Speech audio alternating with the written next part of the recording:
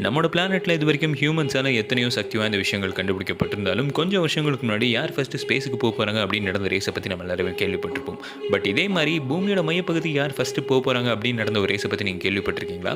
இதை பற்றி நம்ம தெரிஞ்சுக்க வரலாறு கொஞ்சம் புரட்டி பார்க்க வேண்டியதாக இருக்கும். ஸோ பேசிக்கலி இந்த விஷயத்தை யார் ஃபஸ்ட்டு ஆரம்பிச்சாங்க அப்படின்னு சொல்லிட்டு பார்த்தீங்கன்னா இதுவுமே அமெரிக்கா தான் ஆரம்பிச்சாங்க. அண்ட் அவங்க எவ்வளோ தான் ட்ரை பண்ணுவே பூமியோட மையப்பகுதி அவங்களால ரீச் பண்ண முடியல.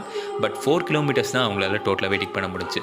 இதை பார்த்துனே ரஷ்யா என்ன நினைச்சாங்கன்னு தெரியல. உடனே கோலார் டீப் ஹோல் அப்படிங்கிற விஷயத்தை 1970s காலகட்டத்தில் ஆரம்பிச்சாங்க. அண்ட் தொடர்ந்து 14 வருஷம் ட்ரில் பண்ண பிறகு அவங்க எவ்வளோ ரீச் பண்ணாங்க அப்படின்னு பார்த்தீங்கன்னா பூமியோட மையப்பகுதியில் ஜஸ்ட் 12 கிலோமீட்டர் தான் அவங்களால தோண்ட முடிச்சு. பட் அதுக்கப்புறம் பார்த்தீங்கன்னா அவங்களுக்கு போதுமான ஃபைனான்ஸ் சப்போர்ட் கிடைக்கல அப்படிங்கிறதால அதை டோட்டலாகவே க்ளோஸ் பண்ணிட்டாங்க.